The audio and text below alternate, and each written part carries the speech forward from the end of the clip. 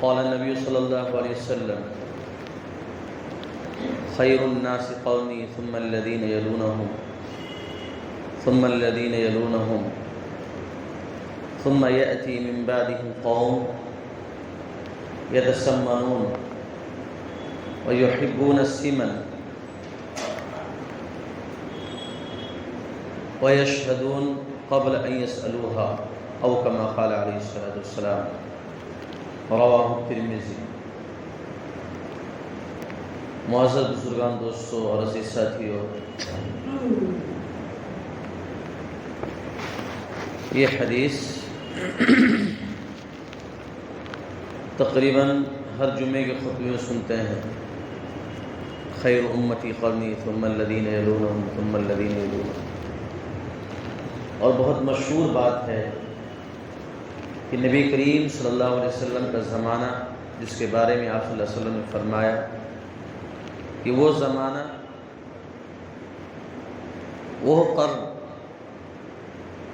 انا بعثت فیہ، جس میں مبعوث ہوا ہوں، میں نبی بنا کر بھیجا گیا ہوں، جس میں وحی کا نزول شروع ہوا، اللہ کے مقرب فرشتے حضرت جبرائیل علیہ السلام نازل ہونے لگے، وحی لے کر آنے لگے، اور لوگوں تک میں اللہ کے پیغام کو عام کرنے لگا۔ یہ زمانہ زمانوں میں سب سے بہترین زمانہ ہے۔ پھر اس کے بعد کا زمانہ، پھر اس کے بعد کا زمانہ۔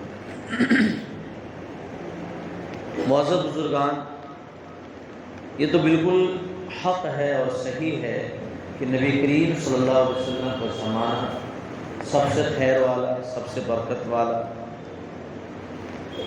سب سے ایمانداری والا، امانت والا، رواداری والا، اخوت بھائی چارگی والا، آپسی ہمدردی والا، محبت والا زمانہ۔ جتنے بھی الفاظ آپ کے پازیٹیو ٹائپ کے ہیں یوز کر لیجئے، شاید الفاظ کم پڑ جائے، لیکن زمانہ کہیں اس سے آگے ہے۔ چند مثالیں۔ وہ زمانہ اپنوں کے لیے اللہ تبارک و تعالیٰ نے قرآن مجید میں فرمایا محمد رسول اللہ والذین معه اشداء علی الکفار رحماء بینہم، کہ محمد اللہ کے رسول ہیں صلی اللہ علیہ وسلم، اور جو ان کے ساتھی ہیں، صحابہ ہیں، کمپینینس ہیں، اگر ان کا مقابلہ کفر سے ہو جائے تو سب سے زیادہ سخت پاؤ، سب سے زیادہ مضبوط پاؤ، سب سے زیادہ اسٹرانگ پاؤ، ان کو پہاڑ پاؤ، ان کو جمع ہوا ستون پاؤ، وہ نہ ہلنے والی ذات پاؤ، جس کے قدم میں ثبات ہو وہ پاؤ، جس کے قدم میں تزلزل نہ ہو وہ قوم پاؤ۔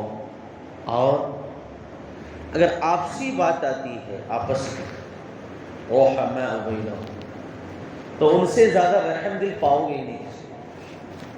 یہ صحابہ کرام کی بہترین مثال ہے، رحماء بینہم۔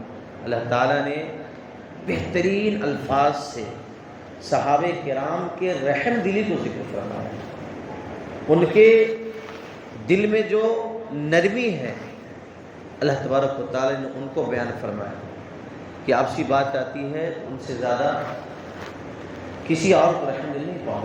رحماء بینہم، آپس میں سب سے زیادہ رحم کرم کرنے والی ذات، نفوس قدسیہ اگر کوئی ہے تو صحابہ کرام کی ذات۔ اس کی سب سے بڑی مثال جو دنیا شاید کبھی پیش نہ کر سکے اور پیش نہیں کر سکے گی، مہاجرین صحابہ جب اپنے گھر بار کو، وطن کو، بچوں کو، بیوی کو، کاروبار کو، کھیتی کو، مال و دولت کو، وطن عزیز کو چھوڑنا پڑا تھا، اور چھوڑ کر مدینہ منورہ تشریف لے گئے تھے، ہجرت کی تھی صحابہ کرام نے، تو نبی کریم صلی اللہ علیہ وسلم نے مہاجرین جنہوں نے ہجرت کی تھی اور انصار جنہوں نے مہاجرین کا مکمل سپورٹ کیا تھا، مکمل 100% نہیں، لاکھوں پرسنٹ لگا لیجیے، کم پڑ جائے، اتنا پرسنٹ انصار صحابہ نے مہاجرین صحابہ کا سپورٹ کیا۔ اللہ تبارک و تعالیٰ نے قرآن مجید میں فرما دیا للفقراء المہاجرین الذین اخرجوا من دیارہم واموالہم یبتغون فضلا من اللہ رضوانا، کہ جو مہاجرین ہیں اللہ تعالیٰ نے ان کو فقراء کا، فقراء کا مطلب ہوتا ہے جن کے پاس کچھ بھی نہ ہو، ان کے پاس کھانے کے لیے نہیں، رہنے کے لیے نہیں، ایک دم ضرورت مند ہو، ان کو سپورٹ کی، آس کی، رحم کی، بھائی چارگی کی، دو لفظ اچھے بول کی، ہمدردی کی، جن کو ضرورت ہو۔ اللہ تعالیٰ نے لفظ استعمال فرمایا مہاجرین کے لیے، للفقراء المہاجرین، جنہیں گھر سے نکال دیا گیا تھا۔ صحابہ خوشی سے نہیں گئے تھے، نبی علیہ السلام خوشی سے مدینہ منورہ نہیں گئے، آپ صلی اللہ علیہ وسلم کو مجبور کیا گیا تھا، صحابہ کو مجبور کیا ہجرت کو۔ اللہ تعالیٰ نے حکم فرما دیا کہ نبی جی اب ہجرت کا وقت آ گیا، ہجرت کر جائیے۔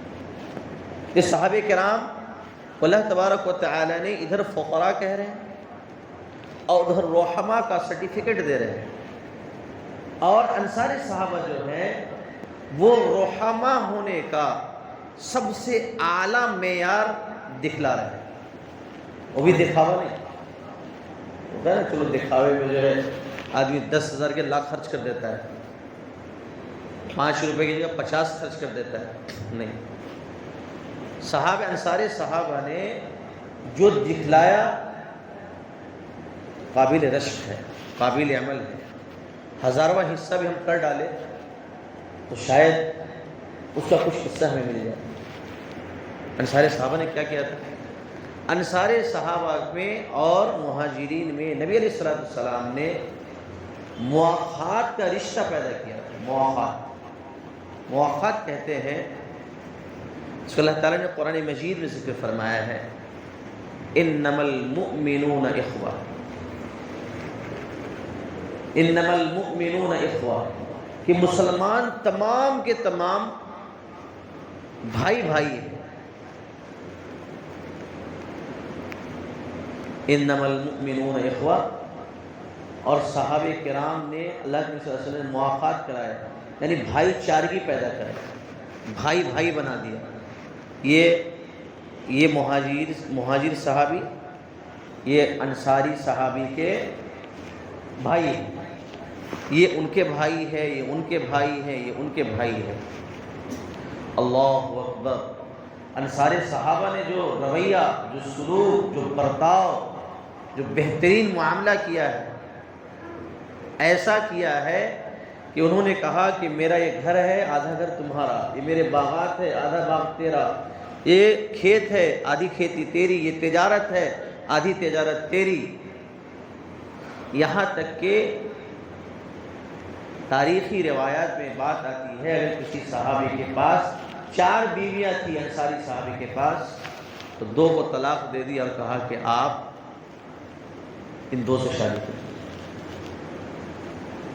بتائیے تو اللہ اکبر! ایسی مثال، بیوی تک، ظاہر سی بات ہے ایسے تو شیئر نہیں کر سکتے، جائز، طلاق دینے کے بعد عورت آزاد ہو جاتی ہے، شادی کر سکتی ہے عدت گزرنے کے بعد، ہر چیز میں برابر برابر دے دیں، برابر برابر۔ یہ صحابہ کرام کی ایسی مثال ہے کہ پیش کرنا بہت دشوار ہے۔ یہ رویہ تو مسلمانوں میں تھا، ایمان والوں میں تھا۔ ہمارا حال کیا ہے بھائیوں کے ساتھ؟ ہمارا حال کیا ہے پڑوسیوں کے ساتھ؟ ہمارا حال کیا ہے مسلمانوں کے ساتھ؟ ہمارا حال کیا ہے بزنس مین کے ساتھ؟ ہمارا حال کیا ہے لین دین کرنے والوں کے ساتھ؟ بہت برا حال ہے میرے بھائیوں۔ جو بھائی نہیں تھے ان کو بھائی صرف نبی صلی اللہ علیہ وسلم نے کہہ دیا تو سگے بھائی سے بڑھ کے ہو گئے۔ نبی کی ذات نے فرما دیا تھا اللہ نے فرمایا خیر القرون قرنی، میرا جو زمانہ ہے مثالی زمانہ ہے، مثالی دنیا مثالیں پیش کرتی رہ جائے گی، مثال نہیں دے سکتی، پیش نہیں کر سکتی۔ ایسی مثال پیش ہوئی تھی حضرت محمد صلی اللہ علیہ وسلم کے زمانے میں، ہمارے نبی صلی اللہ علیہ وسلم کے زمانے میں۔ یہ تو معاملہ ایمان والوں کے ساتھ کفر کا معاملہ ہے، بدلے کا معاملہ ہے، ریونج کا معاملہ ہے، انتقام کا معاملہ ہے۔ ایسا معاملہ کہ جس کا غصہ ٹھنڈا ہوگا وہ بھی غصے میں آئے۔ بھلا یہ تو بتائیے، مجھے کوئی شخص میرے ہی گھر سے دھکا دے کر، مجبور کر کے، پریشان کر کے، اسلامی چیزوں پر آنچ لگا کر، انگلی اٹھا کر ہمیں گھر سے باہر کرے، اور ہمیں ایسا موقع مل جائے کہ بدلہ لے، کون ایسا رحم دل بندہ ہوگا تو چھوڑ دے؟ کوئی نہیں چھوڑے، کوئی نہیں چھوڑے۔ لیکن جب فتح مکہ کا موقع آتا ہے، صحابہ جوش میں آ کر کہہ دیتے ہیں الیوم یوم الملحمہ، کہ آج تو بدلے کا دن ہے، آج تو جنگ کا دن ہے، آج تو انتقام کا دن ہے۔ نبی علیہ الصلوۃ والسلام نے فوراً الفاظ کو بدلا اور فرمایا الیوم یوم المرحمہ اللہ وما ارسلناک الا رحمۃ للعالمین، کہ نبی کو تو عالم کے لیے، تمام جہاں والوں کے لیے رحمت بنا کر بھیجا تھا، بھیجا ہے۔ اللہ کے نبی صلی اللہ علیہ وسلم نے اپنے رحم و کرم کا ایسا مظاہرہ کیا، ایسے شواہد پیش کیے، ایسی چیز دے دی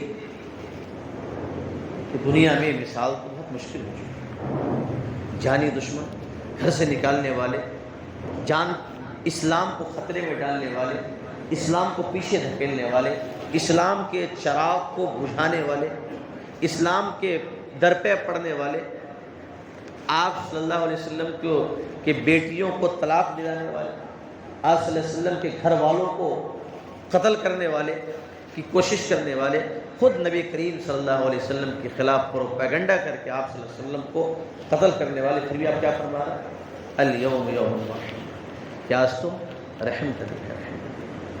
تو خیر القرون قرنی، یہ حدیث ہے کہ میرا زمانہ سب سے بہترین زمانہ ہے، رحماء بینہم، انصار اور مہاجرین، اشداء علی الکفار۔ لیکن اگر بدر کا موقع آتا ہے، بدر کا موقع آتا ہے، اللہ تبارک و تعالی نہتھوں کے ساتھ صحابہ کرام کی جماعت صرف 313 تقریباً، کفار کی تعداد 1000 ہے، جنگی ساز و سامان سے لیس ہے، ان کے پاس آلات حرب ہے، گھوڑے ہیں، اس زمانے میں اونٹ ہیں، شہسوار لوگ ہیں، پیادے کم ہیں۔ جب یہ جل جلاتے، تھل تھلاتے، وہ جو بدر کے مقام پہ پہنچتے ہیں تو وہ صحابہ، ان کے ہاتھ میں کچھ نہیں تھا، تلواریں چند تھی، گھوڑے چند تھے، اونٹ کا وجود نہیں تھا، سب نہتھے تھے، لیکن اسلام کی مٹنے کی بات تھی، اسلام کے ختم ہونے کی بات تھی۔ وہ 313 صحابی کی تعداد 1000 پر بھاری پڑ جاتی۔ کیوں؟ اس لیے کہ یہاں معاملہ اشداء والکفار کی ہے، یہاں معاملہ جان کی نہیں ہے، یہاں معاملہ ہمارے مال کا نہیں تھا، یہاں معاملہ تو اسلام کا۔ کفر اور اسلام میں کبھی دوستی نہیں ہو سکتی، کبھی نہیں۔ کفر الگ ہے، اسلام الگ۔ قل جاء الحق وزهق الباطل، کہہ دیجئے حق آ گیا ہے، باطل تو جائے گا، باطل تو ختم ہونے والا ہے۔ اشداء والکفار کی مثال اس میں ملتی ہے بدر کے موقع پر کہ نہتھے صحابہ نے اپنی ہتھیلی کو اپنے ہتھیلی میں جان رکھ دی، اسلام کو مٹنے نہیں دیا۔ یہ ہے اشداء کی پہچان، یہ ہے مطلب اشداء والکفار کی۔ اور اللہ تبارک و تعالی نے کافروں کو سخت شکست دی، 70 تقریباً مارے گئے، اور بڑے بڑے سورما، بڑے بڑے سردار مارے گئے، اور تقریباً 70 ہی کیا ہو، قید ہو گئے۔ یہ مثال ہے صحابہ کرام کی۔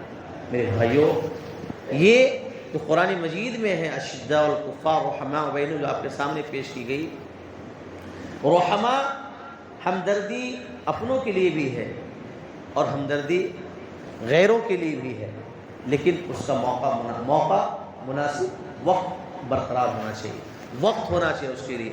ایسا نہیں کہ رحم تو ہر جگہ رہے اور بے رحمی تو ہر جگہ بے رحمی، یہ اسلام میں نہیں۔ اسلام تو بیلنس کرتا ہے، بیلنس۔ غصہ ہے، نرمی ہے، اس میں بیلنس کرو۔ اتنے نرم نہ ہو جاؤ کہ ہر ایک تم سے فائدہ اٹھانے لگے، اتنے غصے میں نہ ہو جاؤ تو اپنے پاس کوئی نہیں ہے۔ اسلام اس لیے نہیں کہتا ہے وقت پڑے۔ نبی کریم صلی اللہ علیہ وسلم کے بارے میں خود آتا ہے، آپ کے بارے میں خود قرآن گواہی دے رہا ہے رحمۃ للعالمین، لیکن جب اسلام کی بات آتی تھی، احکام کی بات آتی تھی، تو نبی صلی اللہ علیہ وسلم کے بارے میں آتا ہے احمر وجہہ تلون وجہہ، یا صلی اللہ علیہ وسلم کا چہرے کا رنگ بدل جاتا تھا، چہرہ کا رنگ سرخ پڑ جاتا تھا۔ کیوں؟ اس لیے کہ اسلام کے خلاف، احکام کے خلاف، قرآن کے خلاف ہو تو آپ صلی اللہ علیہ وسلم اس میں سکتے تھے۔ یہی تو وجہ ہے کہ حدود جاری کرنے کی بات تھی اور آپ صلی اللہ علیہ وسلم کے پاس ایک صحابی نے صرف سفارش کے یوں الفاظ کچھ کہہ دیے تھے، نبی صلی اللہ علیہ وسلم نے فرمایا تھا کہ اگر بنت محمد فاطمہ ہو تب بھی میں اس کا ہاتھ کاٹ ڈالوں۔ اسلام کے معاملے میں، حدود کے معاملے میں، قرآن کے معاملے میں، احکام کے معاملے میں کوئی نرمی نہیں۔ اسلام نافذ ہو کر رہے گا، احکام نافذ ہو کر رہیں گے، اس میں کسی طرح کوئی نرمی نہیں ہوگی۔ پھر نبی صلی اللہ علیہ وسلم نے فرمایا ثم الذین یلونہم، تو نبی کریم صلی اللہ علیہ وسلم کا جو زمانہ ہے میرے بھائیوں، وہ انوار کا، برکات کا، خود نبی کی موجودگی کا، قرآن کے نزول کا، حضرت جبرائیل امی کے نزول کا، ساری چیزوں کا جو ہے وقت ہے خیر القرون، سب سے بہترین زمانہ تھا۔ چنانچہ جن لوگوں نے فائدہ اٹھایا وہ سارے کے سارے ایک ساتھ کامیاب ہوئے، ایک ساتھ۔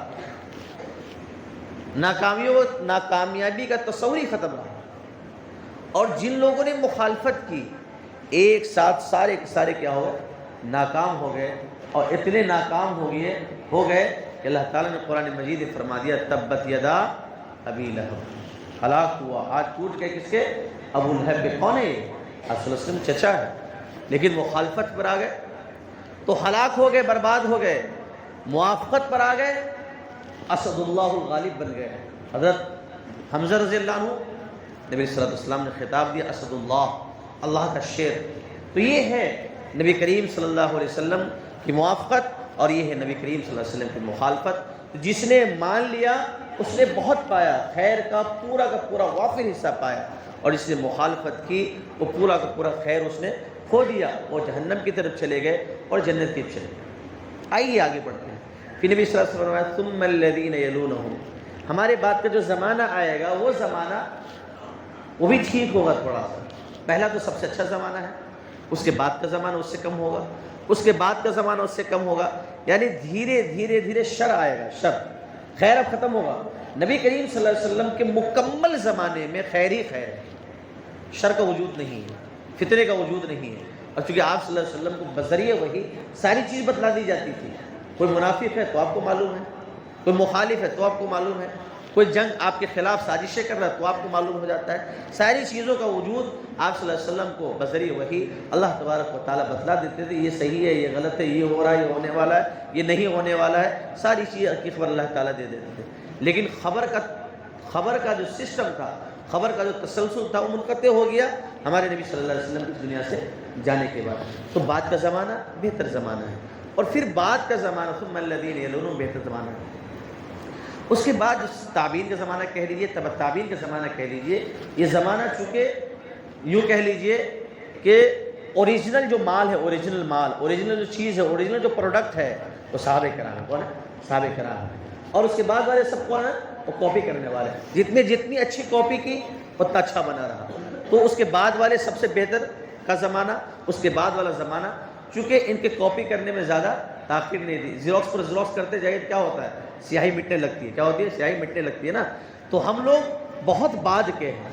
نبی صلی اللہ علیہ وسلم نے فرمایا ثم یأتی قوم، پھر جو ہے اس کے بعد ایک قوم آئے گی، یتسمنون ویحبون السمن۔ سمن کے معنی آتے ہیں سین سے سین میم نون، سمن کے معنی موٹاپے کا اثر آتے ہیں۔ اور تا میم نون اس کے معنی آتے ہیں قیمت کے، ریٹ، ریٹ جو ہوتا ہے، جو قیمت پہ ہوتی ہے اس کو بولتے ہیں۔ تا سے قیمت اور سین سے موٹاپا۔ نبی صلی اللہ علیہ وسلم نے فرمایا ایک زمانہ آئے گا، اگر اس کا لفظی ترجمہ کرتے ہیں، اس کا ترجمہ یہ ہوگا کہ لوگ موٹاپے کو پسند کریں گے۔ آج سے صرف اور صرف 15 سے 20 سال پیچھے جائیے، 15 سے 20 سال پیچھے جائیے، لوگ موٹاپے کو پسند کرتے ہیں۔ لوگ سوچتے تھے میں موٹا ہو جاؤں، میں ہیلدی ہو جاؤں، میں تھوڑا پھیل جاؤں۔ لوگ تعریف بھی کرتے تھے۔ کبھی کسی کا آج سے 20 سال اور پیچھے چلے جائیے، پیٹ لوگوں کو کم نکلتا تھا، بہت کم لوگوں کے پیٹ باہر نظر آتے تھے، لیکن کسی کا سے نکلا رہتا بھائی وہ بہت ماشاءاللہ تگڑا ہے، اچھا ٹکٹا ہے۔ تو یہ تسمنون کا لفظ آیا ہے کہ لوگ موٹاپے کو پسند کریں گے، اور یہ حقیقت تھی۔ ہم نے جب پڑھائی کے زمانے میں حدیث سنی تھی تو اس وقت بھی یہ تصور تھا کہ لوگ تھوڑا موٹا ہونا چاہتے ہیں، لوگ ہیلدی موٹاپے کو سمجھتے تھے۔ اور آج کل یہ تو ہو گیا ہے کہ لوگ کیا ہے موٹاپے کو گھٹانے کی پوری کوشش کر رہے ہیں، لیکن یہ تسمنون پایا جاتا ہے۔ ایک مطلب اس کا تو یہ ہے جو ظاہری الفاظ کا مطلب ہے۔ دوسرا مطلب یہ ہے جو محدثین نے اس کی تشریح میں لکھی ہے، جو حاشیہ ترمذی موجود ہے، کہ لوگ مال میں، دولت میں، عزت میں، جاہ میں، ادب و اکرام میں، ہر چیز میں سوچیں گے ایک دوسرے سے آگے بڑھ جائیں۔ فالتو کی عزت، فالتو کا اکرام، فالتو کا مال، فالتو کی دولت، یعنی کسی طرح سے آ جائے، یعنی اونچا ہو جائے انسان۔ اور آج کا جو زمانہ چل رہا ہے وہ یہی زمانہ ہے۔ اب یہ بتائیے کہ ایک انسان جس کے پاس کچھ بھی نہیں ہے وہ بھی چاہتا ہے کہ ساری دنیا اس کی عزت کرے۔ عزت نہیں ہوتی تو عزت کرانے کی انسان کیا کرتا ہے؟ کوشش کرتا ہے کہ ہماری عزت ہونی چاہیے۔ مال نہیں ہے تو مال کی کوشش کرتا ہے، دولت نہیں ہے دولت کی کوشش کرتا ہے، جاہ نہیں ہے تو جاہ کی کوشش کرتا ہے، انسان کو رتبہ نہیں تو رتبہ حاصل کرنے کی کوشش کرتا ہے۔ اور حال تو یہ ہے کہ ادنا سے ادنا وہ اعلیٰ ہو چکا ہے، اور جو اعلیٰ تھا وہ اعلیٰ ہو چکا ہے نا وہ زمانہ۔ یتسمنون وَيُحِبُّونَ السِّمَنَ، اور یہ چاہیں گے، ان کی چاہت ہوگی اس طرح کی کہ ساری چیزیں ان کو کیا کرتی رہے، ملتی رہے۔ وَيَشْهَدُونَ قَبْلَ أَن يَشْهَدُوهَا، اللہ اکبر۔ یہ تو بہت اللہ کے نبی صلی اللہ علیہ وسلم نے بہت بڑا پول کھول دیا ہے۔ گواہی دیں گے، گواہی طلب کرنے سے پہلے۔ یہ لفظ سے سمجھ میں نہیں آ رہا ہوگا، لیکن آپ کو کہاں لے کے چلو؟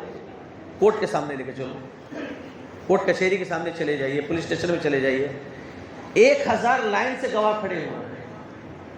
میں مرڈر کیا ہے، غلط کام کیا ہے، چوری کی ہے، ڈکیتی کی ہے، ٹھیک ہے بھائی 1000 روپے دے دو، 2000 دے دو، میں گواہی دینے کے لیے تیار ہوں۔ یشہدون قبل ان یصلوها، نبی علیہ السلام نے فرمایا تھا، ایک دم حق کی بات، حق ہے بات کہ آپ صلی اللہ علیہ وسلم نے جو فرمایا تھا 1450 سال تقریباً پہلے، وہ ہم آنکھوں سے دیکھ رہے ہیں، سن رہے ہیں کہ گواہی آپ سے مانگی نہیں جا رہی ہے، لیکن گواہ کیا ہے؟ موجود ہے۔ جو ریئل گواہ ہے وہ تو بھاگتا ہے، اور جو جس نے کبھی دیکھا نہیں، سنا نہیں، پہچانتا نہیں، وہ گواہی دینے کے لیے کورٹ میں حاضر ہوتا ہے کہ میں گواہی دینے کے لیے تیار ہوں۔ کیوں؟ مال کھانے کے لیے، کیوں؟ جھوٹ کو فروغ دینے کے لیے، کیوں؟ تاکہ جو غلط ہے اس کو فروغ ملے، تاکہ جو غیر قانونی لوگ ہیں وہ بچ جائے، جو مجرم ہے وہ کیا ہو جائے؟ بچ جائے، جو ملزم ہے وہ پھنس جائے، مجرم ہو جائے، اور جو مجرم ہے بری ہو جائے۔ کیا وہ زمانہ نہیں چل رہا ہے؟ چل رہا ہے۔ ہماری آنکھوں نے دیکھا، ہمارے کانوں نے سنا، ہمارے دماغ نے سوچا، ہماری فکر یہی کہہ رہی ہے۔ میرے بھائیوں، اس زمانے میں گزر رہے ہیں۔ نبی صلی اللہ علیہ وسلم کا زمانہ سب سے اچھا، اس کے بعد کا زمانہ اچھا، اس کے بعد کا زمانہ اچھا، اس کے بعد کے زمانے کے بارے میں نبی کریم صلی اللہ علیہ وسلم نے کوئی ضمانت نہیں لی ہے۔ تو ہم کیا کریں؟ ہم یہ کہیں کہ نبی علیہ السلام اور صحابہ کی کیا کریں؟ کاپی کریں، اور اوریجنل کاپی تک پہنچنے کیا کریں؟ کوشش کریں۔ تو آپ کو کیا ہوگا؟ آپ کے لیے آسانیاں ہو جائیں گی، پھر آپ کے لیے بھی خیر پیدا ہوگا۔ چنانچہ جو لوگ سنتوں پر عمل کرتے ہیں، نبی کریم صلی اللہ علیہ وسلم زندگی کو فالو کرتے ہیں، اللہ کے احکام کو مانتے ہیں، قرآن کو مانتے ہیں، اس پر چلتے ہیں، ان کی زندگیوں میں برکات ہے، فیض ہے، اللہ کے نبی صلی اللہ علیہ وسلم کا نور ہے، اور جو جتنے دور ہے ان تمام خیر و برکات سے کیا ہے؟ محروم ہیں۔ اللہ تبارک و تعالیٰ سے دعا ہے کہ مجھے آپ کو تمام مسلمانوں کی انوار و برکات سے محظوظ ہونے کی توفیق عطا فرمائے، تمام تشر و فتن سے ہماری آپ کے سب کی حفاظت فرمائے۔ وآخر دعوانا ان الحمد للہ رب العالمین۔